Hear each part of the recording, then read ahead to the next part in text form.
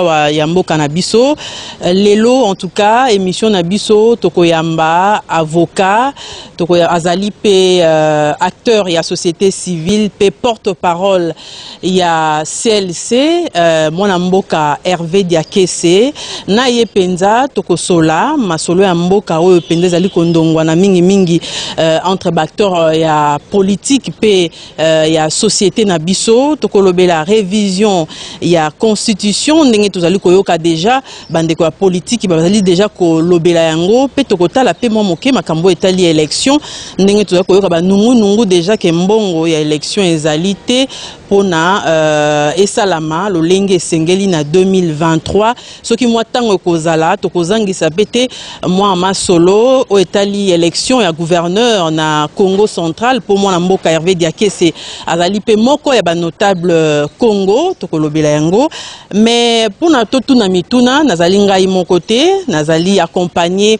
na bandeko na ngai ya Canal Kin Télévision mwana mboka Purus Pembele pe na mopandi mosusu tozali nandeko Jean Romance Mokolo ye CCTV nde ngai tele changu tokosola penza na mwana mboka Hervé Diakese na maenionso oyo touti kolobela bino. Alors mwana mboka Hervé Diakese Mbote mama, mbote ya bandeko nyoso baza kolanda biso pe na bandeko ba collègue na yo misala o tozana bango esika. Alors, moi de la femme oblige, hein, bah passer un micro, donc voilà, je commence. Mon amboka Hervé Diakese, vous avez kolanda na baitando eke nenge acteur politique, vous avez ko solo là, bazo pesa tina nenge balingi révision ya constitution et salama pour na yo révision wana eza opportun sika oyo. Soki to tangi constitution na lokota lingala baso benga mobeko likonzi eza na kati na yango banzela oyo pesi ba bongisa yango ko utona lopoto ko réviser to ko sala na ndenge moko ekene malamu koleka kala kasi révision yango esala magana loyenge te esala magate kaka mukolo moko bolamuki bokomi kokanisa yango mingi foko eba révision constitution eko sala mate moboki likonzi mo lobango tant to na état d'urgence to na état de siège pe tokomi kaka pembeni ya maponami oyo pesa kotala ba oyo nyonso baponamaki na 2018 atako maponami yango biso nyonso ebi elekangi na ndenga mabe kania ke kotaki bulu yeke ba bimisa ata ba résultat te na bureau de vote ti lelo oyo etia penza pasi na mboka. Alors les acteurs ba sala ka révision ya constitution te kaka pembeni ya nani maponami yango lingo kokato pembeni ya tangu oyo bato oyo baponaki mandana bango ekomi kosila. Et là mususu ya koyeba ete tozana kati yo babengi système juridique ya mboka na biso pe ya ba mboka mususu to ya ba organisation tozanga na kati le Union africaine. La constitution na biso alelo to ponaki yango na maponami o babengi référendum 84% peuple congolais nde balobaki yango otondimi et kokoza na bankokoso et koki pe koza na bisiko ya mabe kasi ezaka na 16 ans soki donc 16 ans de mbala moko pe résister surtout on a entre 2016 et 2018 tango ba glissement ya mokonzi Kabila na batu bazaki kosungaye pour changer à déverrouiller constitution résistaki donc mingi ezali nganzera mituna tango nde tokoloba eloko nini batu bazoluka babongola na kati ya constitution ana oyo nde tokoyeba soki eza opportun eloto te po eza na makambo mosusu ebongaki ebongwama mais babongoli yango te komi kaka na suka nde baye kokanisa yango nde yango ne ezokomisa biso nyonso na mayele moko ya kolanda ete oyo eza susu ntango na yango te constitution babongolaka yango pamba te moni foko yeba mabe mbeba eza esika nini tokokobongisa sans forcément esenga babongola constitution.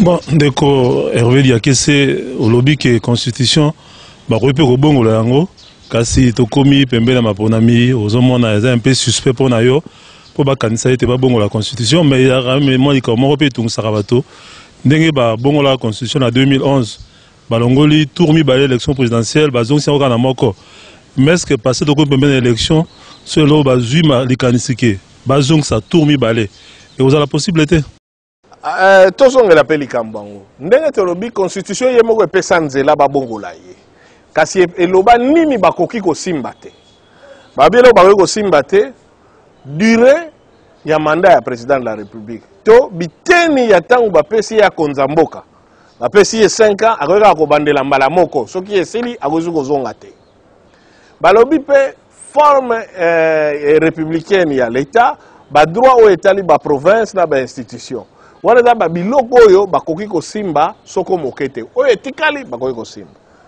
pona kozonga na 2 tours mais wana ezalaki likambo d'abord ngana za parmi bato balingaka likambo wana esonga pona nini po tangu ponaka constitution na 2005 batour ezalaka mibale pourquoi tozalaka na besoin batour mibale pona ebongi te ke mokonzi akokamba mboka apona makaka na lingomba moko mokie kati ya bakongolais oyo président de la république bapomie na 13%, 15%, 20%.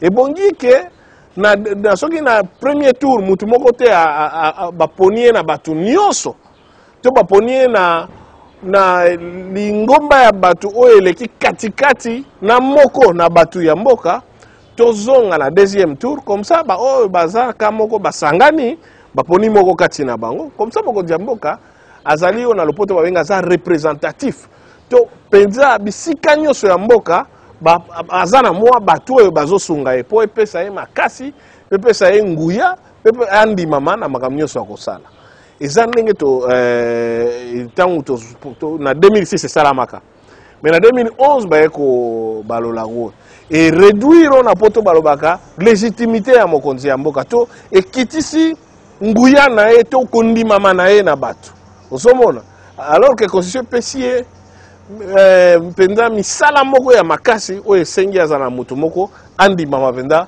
ndenge ebongi kasi tokozongela makambo etali mokonzi ya mboka na mituna mosusu ekoya te na motu na ngai na ina yeba est-ce que tokoki kosala révision wana na miniti oyo boye avant élection ntango mokonzi ya mboka asalaki discours na ye na état de la nation na sénat na assemblée nationale réunie parmi ba projet ba préoccupation apesaki alobaki ebongaki tozongela nani wana tozonga na 2 tours nga na moni yango mabete eza na incidence moko sur loi électorale ekosenga majorité moko supérieure na kati ya ba 2 chambres po tozongela wana eza makambo oyo pona ngai eza ya malamu ya kobongisa pona nini na science constitutionnelle na eza na eloko moko babengaka na koyekola babengaka yango na lopoto effet de cliquet lakisi nini biso nyonso toza na bamontre toza na bahorloge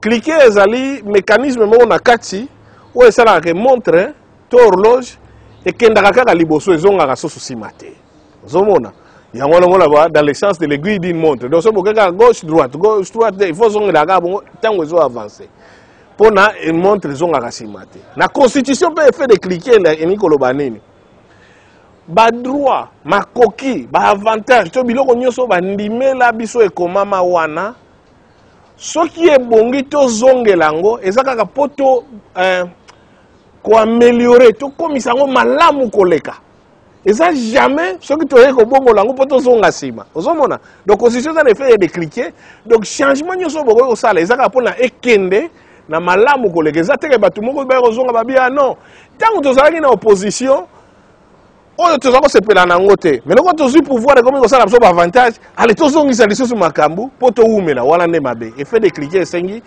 ntango nyonso bolingi bobongola constitution bobongola yango na ndenge kende malamu koleka oyo tozalaki nango lobi bozongaka nango nsima te donc kozonga na 2 tours tozongeli nde étape ya malamu wana fallait ezala jamais il fallait tosala un tour ndenge bayelaki biso baargument wana mpo wana ezalaki contraire na esprit oyo ya évolution mboka na biso ezwaki na makambo etali nani droit constitutionnel.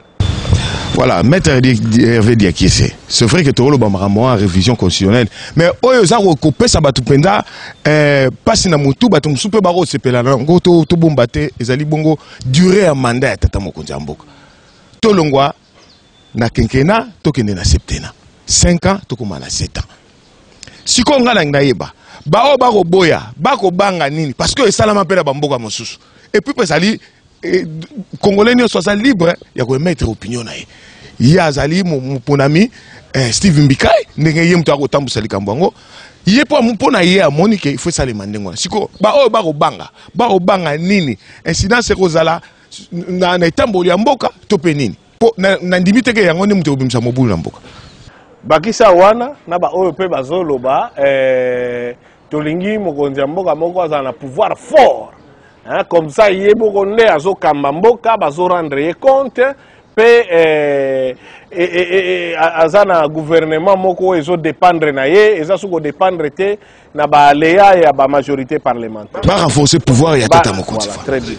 Alors pona pesa yo eyano ebongi totala ensemble na bao bazolanda biso bisika nini touti po tokoma na constitution oyo toyeba tina nini biloko mosusu ntango bozoluka kosimba ngo bozoluka kopelisa moto na kati ya mboka oyo bokokoka koboma te mpona bozoyela ngo na ndenge moko ya kijalelo ya kokumisa bato bozotala te moboko nini efandi sekele nini eza nsima ya oyo tondimaki na yambo mboka oyo na 1960 tozwi constitution ya ndenge nini tozwi constitution moko yalaki ya régime parlementaire ozomona mokonzi ya mboka président de la république azalaki élu na majorité ya ba deux chambres ya parlement ozomona donc alaki élu na second degré alaki élu na suffrage universel te premier ministre abimi na majorité oyo eza na chambre ya badéputé Patrice Emery Lumumba donc toangi na président moko symbole ya stabilité ya mboka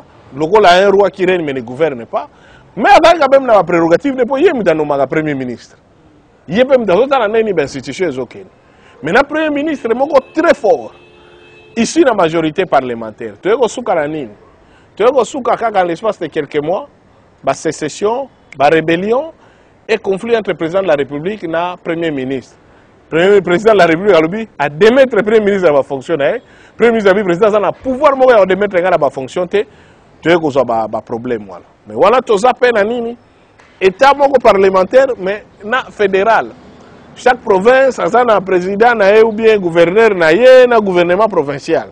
Vous voyez la sécession à Katanga, la sécession à Sud Kasai.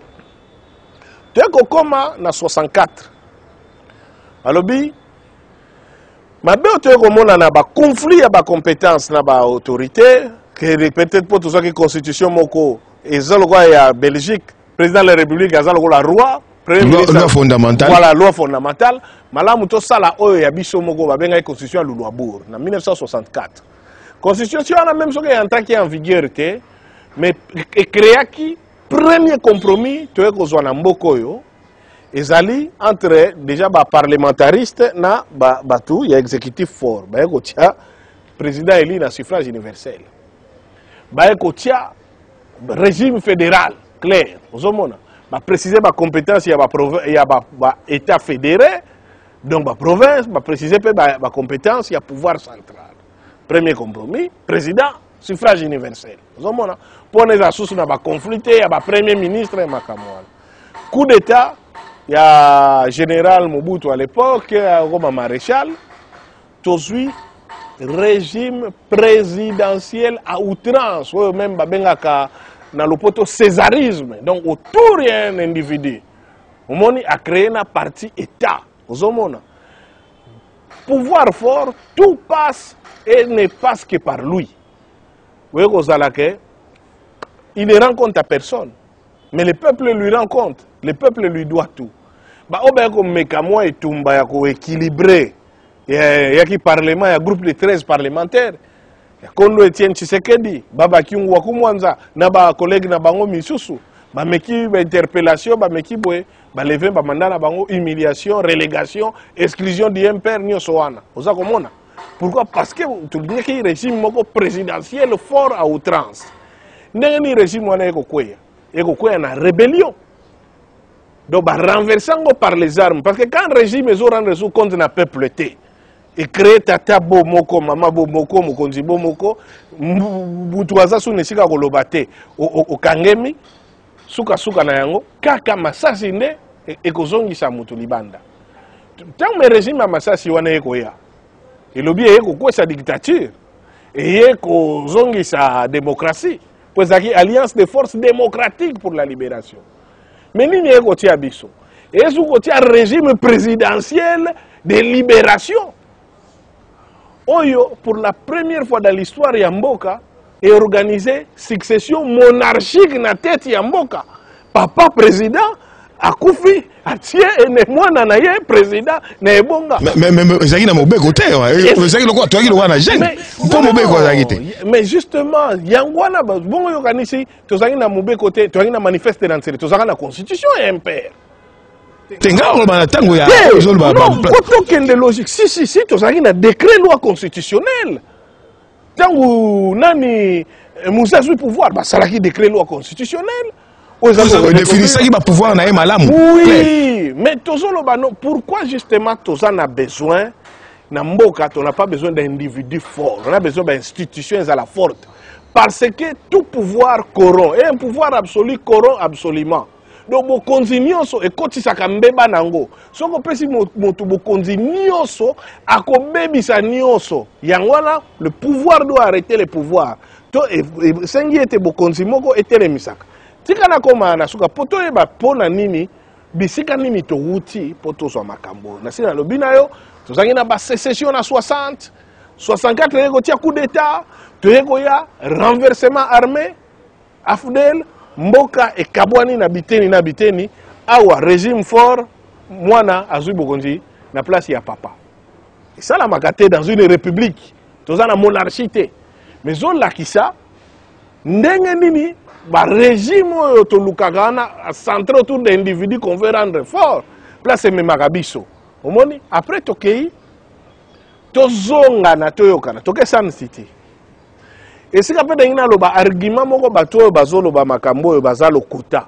Pour argument bazo bimza de londe ba lobaka ngope na époque ya tangu bato bazo tinda Kabila a changer constitution. O constitution za malamu te parce que za constitution ba belligérant. Compromis ezoma kina ba belligérant. Baki bokonzi toko zongo na masasité, toko zongo pe na ko konzaka bato na ko nyokola bango te. Et bongi peuple apona. Lokola mutu moko ta gagné élection, mutu moko peut gagné guerre. To sangana na nubiso nyoso to fanda esika moko. Wana nde compromis ya ba belligérant. Pe nini balobaki?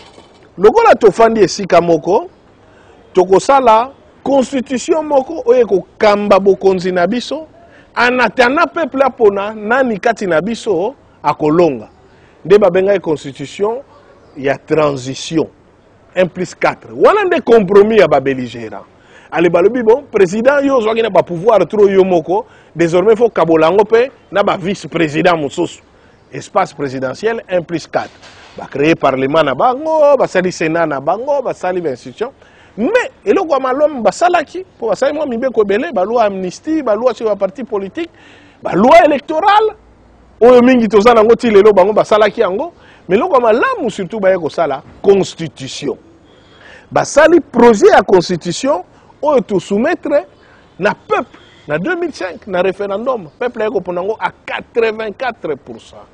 Nde na kati ya constitution wana to lobi tozwa ba biyano na mituna nyoso bisika to wuti toti na ba sécession na 60 ba premier ministre assassiné coup d'état tozui président et créé biso na ba parti état tozui sous rébellion mususu mboke Kabwani. Constitution ni toko kozwa eko pesa biyano. Constitution oyeye tala biyano eko pesa na kopesa ka misatu pona tika binomi. Tuna po c'est important pour tout monde. Pourquoi constitution c'est loko toko simba kaka na ndenge ya loyenge te na ndenge ya kosakana te.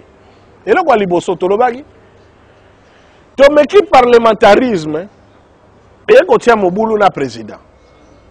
Toko kondi mate to sala na président moko oya za accepter bazo reconnaître ba prérogative nete na premier ministre. Mais to meki présidentialisme fort.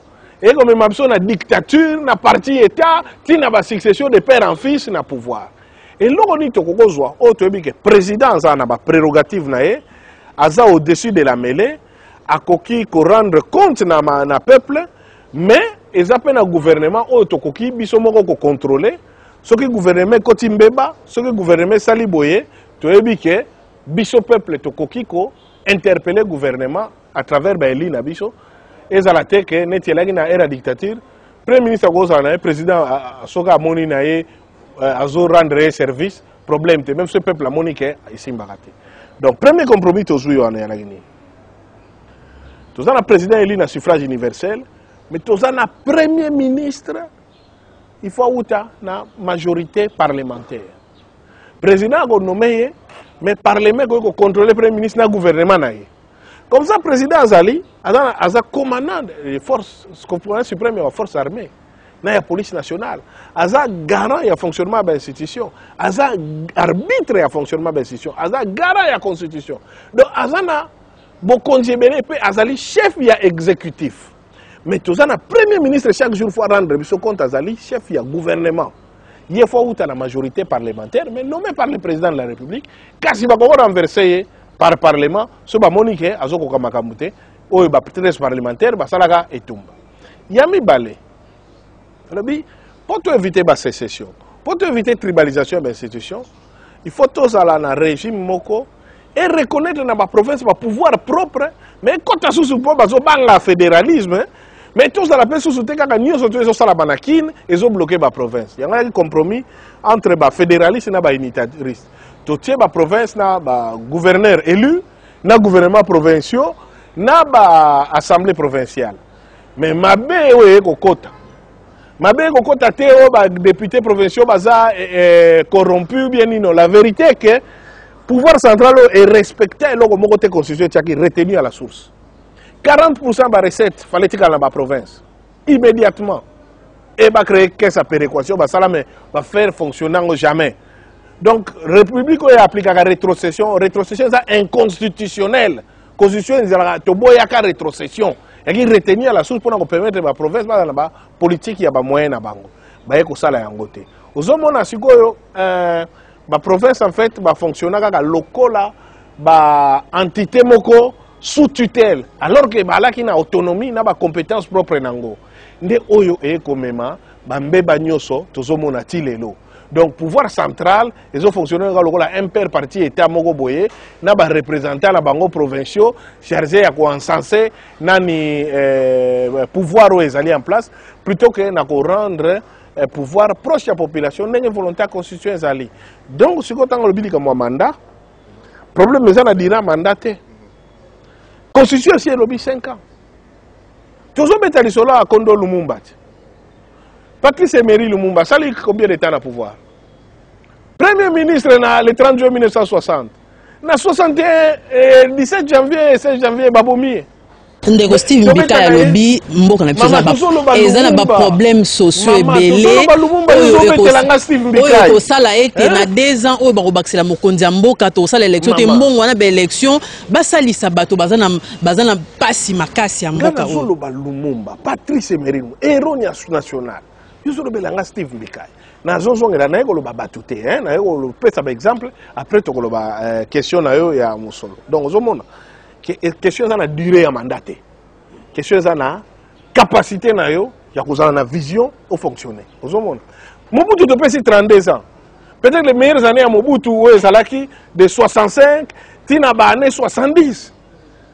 Au monde entier moni ba Herzaïre créamé voilà ali forema na ko sala ba biloko nyonso. Donc so qui a longwaka na na période wana. Ozomona. Mais tant que vous avez la moutouta, vous avez créé un régime clientéliste, il y a Badjale, le Outana Impère. Mais dans ce moment, il y a Kilouba. Il y a Kilouba 4. Vous avez il y a Kokoumi Saraba chef. Allez, beaucoup d'animation révolutionnaire, Mboka et Zokendete. Musée, à Outina 97, 2001. Mais ça peut être réalisé dans le franc-congolais. Service national. Service national. Boulevard triomphal. Voilà, triomphal. Créer moi, vision, tu peux perdre. Oui, franc-congolais. Tu peux perdre. Vantaka.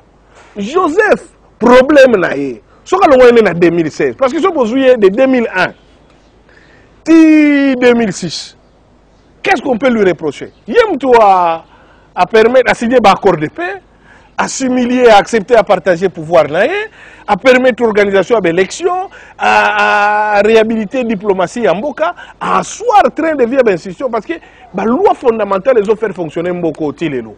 Signature, il y a une promulgation. Vous avez la loi électorale. Vous avez la promulgation de la Constitution il y a 2006. Et ça y est. Donc, tout la période à la excellence. Ce que vous avez et pas que la mission est longue. Donc, les gens ont dit Ikabod, la gloire est bannie. Boti Kaye, les gens sont souillés, parce que longola qui est. Avant d'appeler maloba, Pandeko Mokolo, maître, aux Angisi Pepoto, monaki lettre Ndeko Noël Tchania Koma qui peut côté à disposition des pères et des mères, ceux qui bakokipe ko simba yango. Nga ina tuna kaka ba répercussions, to pe ba conséquences juridiques et zanini parce que le baki côté un mandat et à disposition moko intangible au bakoko simbate. Ce que ceux qui ba simbi yango répercussions et zalani. Est-ce qu'on va parler encore à révision, changement, ça sera quoi? Bon, là on va des pères et des mères et puis to ba makaboya. D'abord ce qui botangi constitution na biso et lobi mobe comme côté koki ko swamawa o ezali na likanisi ya ko créer discrimination kati ya ba congolais to bokeseni to ko créer ba congolais moko ya sika na ba congolais moko ya tombola exacté tous égal na une place ni to wuti na compromis politique ya San City ya ki accord de paix ndete ko zo compromis ana. Pour toi, il y a un groupe de Congolais qui sont considérés comme des vrais Congolais. Tu as un groupe de Congolais qui sont discriminés, si tu trouves compromis. Ceux qui sont Congolais, ils sont Congolais.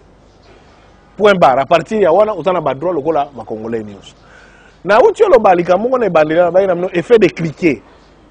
Vous avez dit que le dispositif qui montre il faut que tu aies liboso.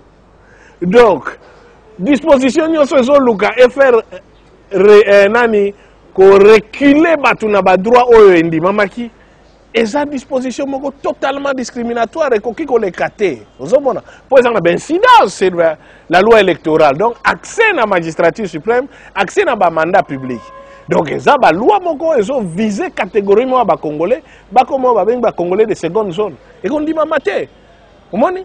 Exactement, et salama kibo, mais biso to poni na référendum après accord de paix, to leva ki ba option. Ya ki ba option oyo na ba résolution ya dialogue inter-congolais à San City ba benga ki ya compromis politique global. Na nouvel ordre politique il fallait ko tana mboka po totika kozwaka bokonzi na kobunda to na ko nyokola ka batu to na ko benga na ka batu. Ozomona likamndeza wana. Alors et donc ce que l'ongoli des pères et des mères ni sous les autres qui savent la disposition ce qui constitution le bien la disposition telle beaucoup de toucher à moins que bon ça la constitution mususu donc bon l'ongoli constitution auto outil na on a compromis politique global ou un accord de paix, on va voter dans un référendum pour salir la constitution. Changement à la constitution. Pour salir changement à la constitution. Changement à la constitution, c'est que tu as 3e république, tu as 4e république. Première conséquence, c'est que désormais, le mandat est sur base de la constitution à Sika. Ce qui, par exemple, la constitution à Sika est prévoir 2 mandats, le président n'a pas son mandat, il faut compter sur les 2 prochains mandats la constitution à Sika. Tu bandeli, tu compter à 0.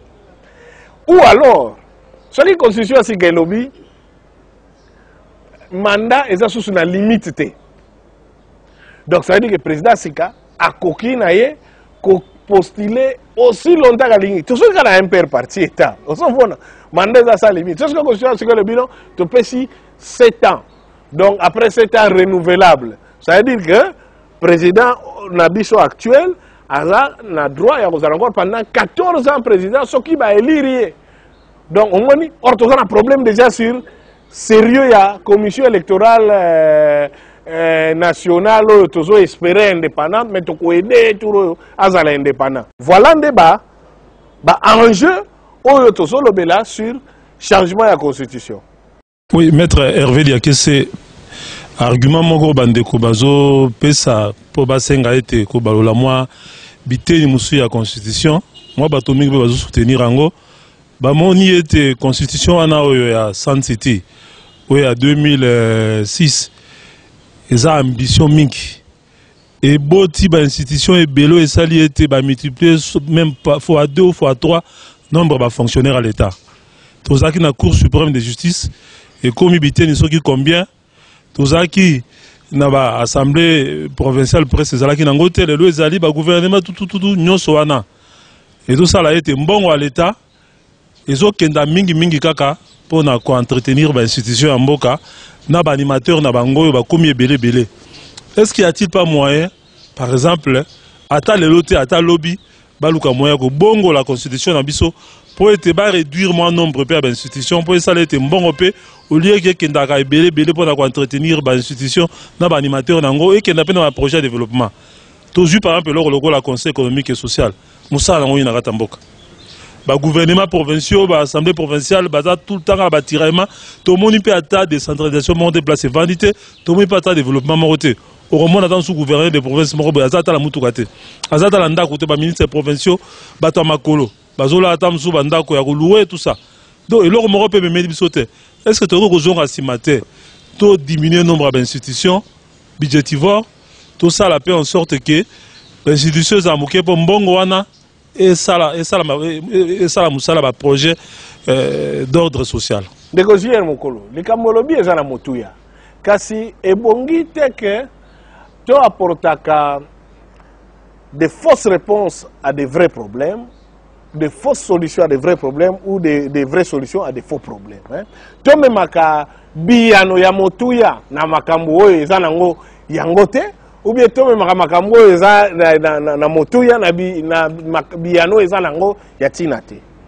Ce qui likambo ezali train de vie de l'État parce qu'il y a solo ba institution ezozwa mosolo koleka na ba fonctionnement na bango au lieu za na misala wana eza réponse mususu réponse ezali to ça l'évaluation to yeba institution na institution azwaka mbongo combien par rapport ya mbongo wana asalaka musala nini pour soki lelo tolobi par exemple na ba institution totali au présidence de la République par exemple ezui 30% ya budget ya mboka siko par rapport à 30% ya budget ya mboka tongoleli yango musala te tokoloba to supprimer président de la République est-ce que problème wana réponse yango ozomona ke eza tozo amener en fait ba fausse réponse à des vrais problèmes réponse ezali na likambu ya constitution te ezali likambu ya pratique ya acteur politique congolais ko funda constitution pour acteur politique bazoko ka musala te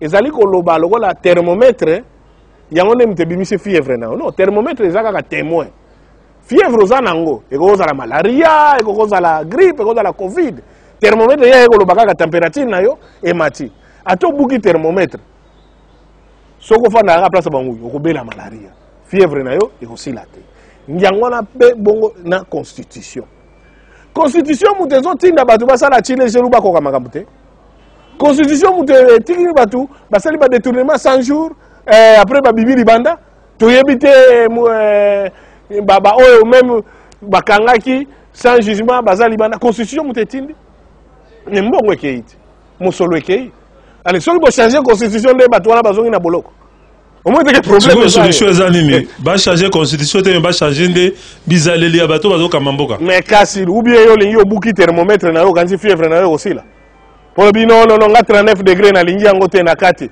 mo voyager kaka te pour osala fièvre osomona constitution eza responsable ya comportement ya acteur politique congolais te acteur politique congolais balingaka nde ko respecter règle du jeu te surtout soki bakomi na suka baza batu moko bozobeta football amoni suka bandi ofute omoni ale alokoti bale akimiti na carré kuna abwaki même lokola handball so yo siffler olobi mais non tout ça na foot habité bobenga football comme handball pour sinon te eza faute ya ba règlement bozo sala non yo za footer eza réglementé ozomona yo nde kende ko sala entraînement yekola bien o bandela ko loba te que constitution muteza na problème tango yo reconnaître que likambo eza ya mibe kwa mboka te zande ya bato bazo kamba siko to sala nde ni mettre veut dire que c'est pour que to balola bizaleli ya bato bazokamba parce que depuis 60 les autres omona bizaleli ngo za kandeke moko mutako za la opposition biloko ya bundisa ki oya boya kitanga za ki opposer ta ko na bokonzi akomulula yango akomosaila yango mais tina ya maponami yango na siko bino bolo ba ale to bakisa susu mandat vers nini boya ko changer bato justement to tia ba mandat na ba dire na renouvelable ezali lokola nini yo bazuyo locataire ba pesio otikala na lupango balobi na lupango wana futaka loyer na montant songolo pakala mais entretien quand même yo futaka facture à courant futaka facture à mai wana za musala bayer te et puis pe bisika nzongo ezalaka na bopeto siko yo nyonso wana osalite okozuka na suka bayer alobi papa garantie na yo bezo suka donc mi bimela kaka nazoya na ba commissionnaire batala erobi non ndenge mama ya tele tiango alobi ono moni teke ndeko mbika alobi wana kutu il faut ko bakisa contrat ya kilocataire pour soki obakiselinga ndena obanda siko ko tia soena lupango na yo non yo bimi to loki locataire muso afuta loyer bien et puis à respecter lupango et ça dirait ba kopesa yo te muteko obado bongisa pourtant ba pesa yo so bongisi te ezate na quelques jours wana c'est le temps ba kopesa yo et kozala le temps police ya kozona lupango ba bimisa biloko libanda ndeza la bongo. Voilà, maître veut dire que c'est tout tikalenga na likambo ya maponami. Likambo mususu oyo batu ba oloba nanu te. Mais e osa biso pe mindondo na omona no lobby. Ex première dame auti na provincial. Asali plein na stade. Asengi ba imboka ba pesa confiance na mobali na ye Joseph Kabila azonga suna pouvoir. Yango kwa tozana yo ya juriste ngena tuna. Est-ce que Moboko lui continue à biso ou bazolo va changer? N'engezaboy. Et puis si lisusu nzela na Joseph Kabila après 2 mandats na yo na silaki azonga lisusu na pouvoir. Ouais le monde alinga koya na ba plateau pour la lobela batuté. Na linga ça un peu politique fiction té. Mais puisque aussi otuni motuna. Donc premièrement on a zolo ba ndenge na likanisi en tant que juriste. La lecture de la constitution Joseph Kabila assis à Sali les 2 mandats prévus. Et tant que constitution est comme ça, Aza Soussou éligible était en tant que président. La preuve, c'est que quand on épuisait le mandat, on a mis sénateur à vie. Et si, on a la lecture. Après, on a la lecture, on a la démocratie. Fin de compte, c'est ni la Cour constitutionnelle, on a statué sur recevabilité de la candidature. Mais la lecture, à cause de son candidat, a épuisé les 2 mandats où la Constitution est prévue. À moins qu'il va changer la Constitution. Sauf qu'il va changer la Constitution. Non, en fait, quand changer la Constitution, la Constitution, c'est pas la même. Ça va réviser la Constitution. Non, qu'on réviser, ça veut dire que nous avons la même Constitution. Ce qui va toucher, il y a mandat. Non, et puis qui s'en mis article 220 est verrouillé. Ce qui va toucher, on est déjà dans le combat de 2016. La Constitution, Joseph Kabila peut revenir. Donc, votre préciser, Constitution et permettre à la réviser. Mais et puis si la disposition jamais va toucher, article 220, il y a un dire à mandat. Il y a un problème dans le Kabila na majorité na comme FCC sima nde yangwana oyo to couvrir na ba église ba bomi batu po to bundi po na yango ozobona na ba oyo ba sala ka marche na 2015 tant ba ngaja ko ba makambo ba recensement na ni yo ba kufa na maluku ba charnia maluku boyo bobo sani makambo première marche batu ba bimaki na Kinshasa oyo président Kengo na Sénat ako calmer makam baringa baloba avant tout ça la makam yo faut recensement 2015 après tant que to comme en 2016 ndeko Kabila ezomona na clair que azana posa ko kendete ba kei na cause cour constitutionnelle ba sala nani interprétation na bango reste en fonction jusqu'à ce qui est constitutionnellement inadmissible enzala kate normalement le président soit a commis na suka mandat na ye ce qui a organisé l'élection, c'est accueilli le président Sénat à remplacer. C'est ça. Donc, au Tikala, il y a un accord, il y a 5 ans. La Constitution est respectée. Parce que, comme il y a un chantage entre Mboke et Moboulou, guerre civile, pour trouver un compromis, à continuer comme ça. Voilà, si vous avez un Ndekombika, voilà, en fait, Ndekombika, il y a aussi. Il y a un député à Étienne Tshisekedi, en 2011. Hein? Azalaka député. Tu as dit que c'est Tshisekedi. Elle a dynamique Tshisekedi. Si ma kenda ki wapi. Après pour négocier Tshisekedi la boya ki batu va siéger dans l'assemblée. Après que nani na makambo 5 ans azalaki na Kabila. C'est ça. Bino wa journée ne boy. pays azalaki parmi bato bakendaka na accord ya Union africaine. Non, la Union africaine. Si ma côté FCC. Oui. Azalaki na FCC. Pour FDC, na baki na FDC na bati luko. C'est un parti travailliste. Mais kasi basaki plateforme. Pour batutu ba utaki na accord ya Union africaine. Ba kotaki FCC des forces. Muta boya yaki lisoko lisanga mbonganga. C'est tout. Baki na FCC. Azalaki na FCC ti pendant campagne électorale. Ti même FCC cash, azalaki FCC. Tout à fait. Si on est à commis fasciste. Mabe ça Mabe zali que il faut tout zalaka très sensible na acteur politique oyo balandaka toujours gré et vague vers le pouvoir. Alors toujours le parce que ce qu'a FCC donc balaki bato to ndi ona noté il fallait que Kabila tikala na ena. Alors ça c'est nous ça va pas. Alors, tout ce qu'on attend au Mingité, Maître Hervé Diakese, question et élection, ba contrainte c'est ni à Pessi, Nangambo Moussous ya opposition, bazali ko senga que ba harmoniser ba vu na makambo etalaki ba élection, nandenge tozo kendela, omoni penza ba élection ko sa ma 2023. Nga déjà tant babimisa ki nani na bango ya seni na mona ki très clair, te chronogramme wala ya ki très clair te. Mais élection est senga nécessairement consensus.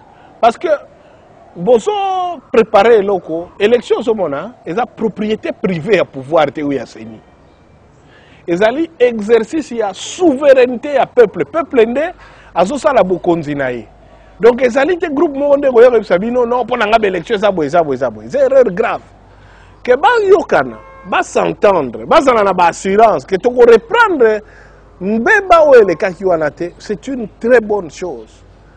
Parce que tala mboka ndenge tozawa basi pourquoi tozana état de siège tozana sécurité à mboka eza menacé na lobeli bino ba compromis nyonso tozui po tozwa constitution oyo frustration eza makasi batu bazana pasi batu baza déçu na politique ozomona soko zokena ba mboka ozoka ba discours eza ba discours tribaux ozomona.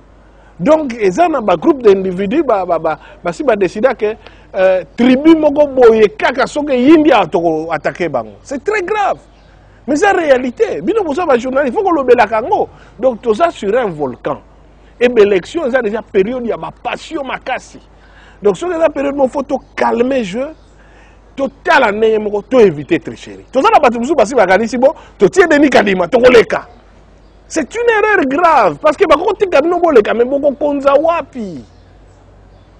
moment où l'élection est un peuple, il y a un parti au pouvoir, il y a une opposition, il y a un peuple entre le pouvoir, l'opposition ou bien d'autres personnes. Le peuple n'a pas ni pouvoir ni opposition à renouveler Batou. Et ça doit nabiso Batou ba kufi ponango, ba bomi Batou na banda kwa nzambe. Ponango de zelo ko kozongo na ndenge ya masekité. La situation est très précaire. Et la période d'élection est créée à la tension. Et là, on a apaiser le climat, ce qui règle des jeux est transparente.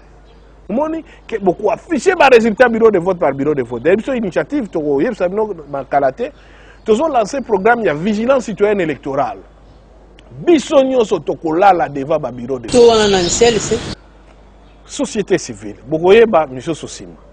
Moni, ils ont action citoyenne. Bisogno sotokola la devant le bureau de vote. Il faut afficher les résultats. N'engé mobeko sengi. N'engé denika de maouta koloba dernièrement. Ça qui même tweet nango na États-Unis. Ils ont faveur, ils ont droit. Ils ont caractéristique de l'élection pour être transparente. Bon afficher les résultats. Bon bimi si les résultats te boko bima birote. Pour on ande bino bo bimi libanda mobeko tokoze la bino bo afficher allez. Okay, Maître Hervé Diakese, dit qu'on a mes alliés à parti politique, Moussa Nango Zalini, conquête, conservation et exercice de pouvoir. Mais toujours, mon aloco là, mingi acteurs politiques, babundela mingi pour la conquête, la conservation.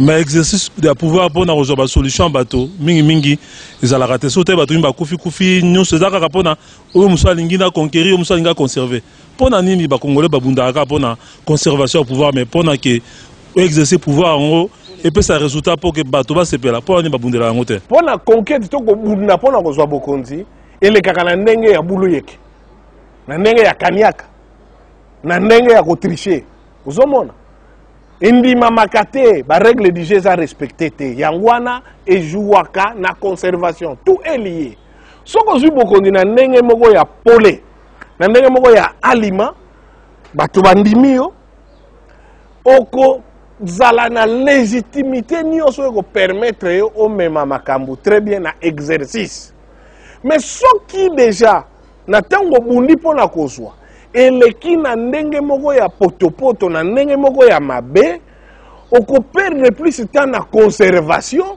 que na kosala exercice po bato tout baza kondima yo te obotoli ozomona donc okozala te ya koexerce te peut-être sikoyo kokoma ntango olingo banda koexerce makambo esi esili ozomona yango wana nde ebongi tobunda mpo na yango ebongi mpenza tokolisa mayele ke lelo mpo na conquête toleka makambo na ndenge ya aliment na ndenge ya pole oyo akoleka aleki mingi mpenza ebongi tozongisa mayele eza lokola ndenge mama alobaki bato ya assemblée nationale bazosala nani na bango rentrée parlementaire toyebika bakosala mibeko ya sika to bakobongisa mibeko ezali botika bato nyonso bazali prêt ya kozala candidat bazala candidat botika koluka babibeko moko boye oyo ezolongola bato ozomona parce que non seulement eza nango constitutionnel te mais eza déjà manière ya kotricher donc oyebi ere mosusu kokobunda bien te okomi déjà kolonga baélimine baadversaire na yo avant non lelo eza nango sekele na moto te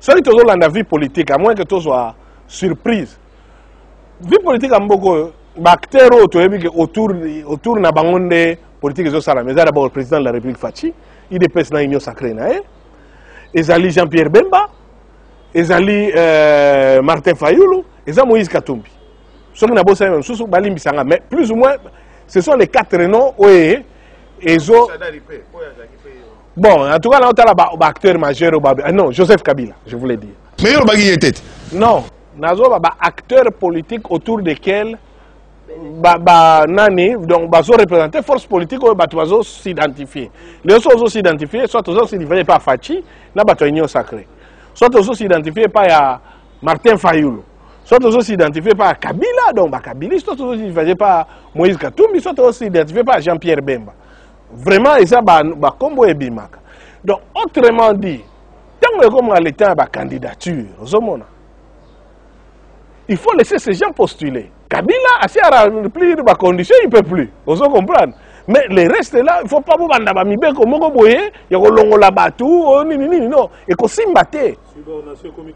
Bon, voilà ce que débat vous sous. Mais toujours est-il qu'il faut, tant que maman zolo va justement que batouba s'entendre, et ça tous dans la même lecture il y a makamouana. Dès le départ, tu as dit critères d'éligibilité. Après critère d'éligibilité, tu as vu une modalité, tu as faute, tu as observé, tu as témoin, tu as affichage de résultats. Donc, nous sommes les importants. Voilà, donc il y a une question par rapport à Bino catholique. Bino Bobo qui a dit mat. Bundio bo sundo la ka to mona ki ay 5 na bandeko na bango SCC ba sundo li kadima ba bi makambwana to mona ke komo tia biso na mobulu. Tomoni bazongi susu mikolo yo bake pa ya président de l'Assemblée nationale ma mission na bango bazali ma commission paix et justice bake ko tala sous du kambwango ba uti pe so pakadima ko babwaki kibonzambe kaka topé ba moni ke ba saki mabe ba se racheter. Non, to préciser. Faut toujours ça part des choses entre CLC qui a un comité laïque de coordination dans les actions. Mais bien vous accompagner à 5 ans. Non. Beaucoup la contradiction à Bangote. Non, faut déjà qu'on précise à préciser à ming. À part CLC pour même na CLC. Donc ils ont opinion laïque, il faut distinguer. Na ba commission religieuse ou bien ba commission où ils ont rattaché na 5 ans na mission na yé ya ko pacifier ba esprit na ya ko amener makam. Ozomona. Jusqu'aujourd'hui, personne n'a télémi à l'objet que n'engende de kokadi malekaka et les kaki na nenga malamu. Rien. Et les kaki na nenga mabe. Moni. En attendant, soki nalandi communiqué à 5 ans banani bande qu'on a besoin ECC, bazo senga plutôt auto uti oloba te mi beko ko permettre mbangu ba élection kana ndenge ya malamu to umela te to kena ba glissement et ça la ma air yango. Donc initiative wana eza mabete ozomona. Babo ikoteka dima babo ikoteka dima te l'enjeu ezali est-ce que peuple congolais a le droit ko sana ba élection na ndenge ya malonga ngana monya problème te. Kalatangu batu banda contester président Fachi.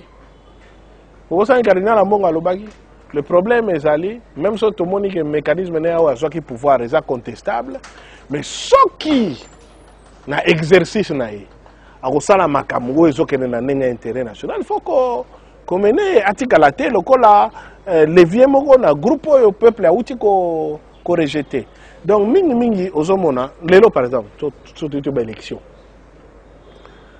ba biloko biso tozomona na motuya ngai c'est na to se réunir te potoloba mais tu participes à la travaux moko et à la société civile tout ça là qui tu veux référencier la société civile donc ba proposition moko importante au faisant la loi électorale seuil et longwa to ni société et ça ko tia ngo ga mbeba et ça ko représenter ba loi te candidature donc à part affichage à résultat devant le bureau de vote au plateau ça la vigilance citoyenne candidature ya mutu na ba élection même degré au ba double brassard ici là soit député national député provincial député provincial le bon candidat gouverneur ou sénateur et que aux les deux mandats il n'y a pas de problème suppléance yo tie moi si na yo tie moi na yo té ici là pendant campagne électorale aux affiché parti politique na yo photo yeba ngana za muta Kabila ngana za muta Fachi ngana za muta Bemba ngana muta Katumbi il faut to yeba to lingi su tekaka o to ko voter JR Mokolo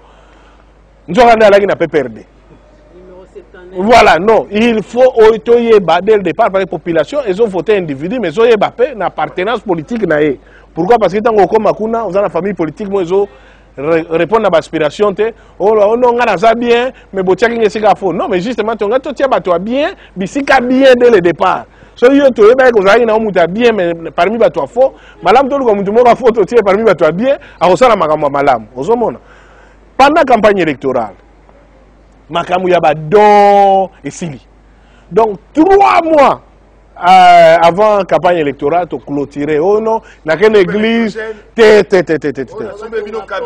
d'abord on est placé à escroquerie est-ce que député a kotonga pont est-ce que musala député député musala na eza ko contrôler exécutif na ko sala mibeko ako sala budget ndako ba budget o ngana bundi pona pont basala ngo na gemena budget na bundi pont o fo basala ngo na makaimvwabi budget na bundi pont o fo basala ngo na manono mais ça yo te yo za mutu o manipulaka ba fonte élaboraka budget donc du coup et ça la ganini tango batu wana oh sala pont awa sala groupe électrogène boebo donc azo somba ba voix donc du coup tango reçoit poste akoteka ba vote na ye po azongela musolo nyoso a dépenser donc il faut que sali affiche na yo o sali campagne na yo o sali batisho donc au petit programme ekoki.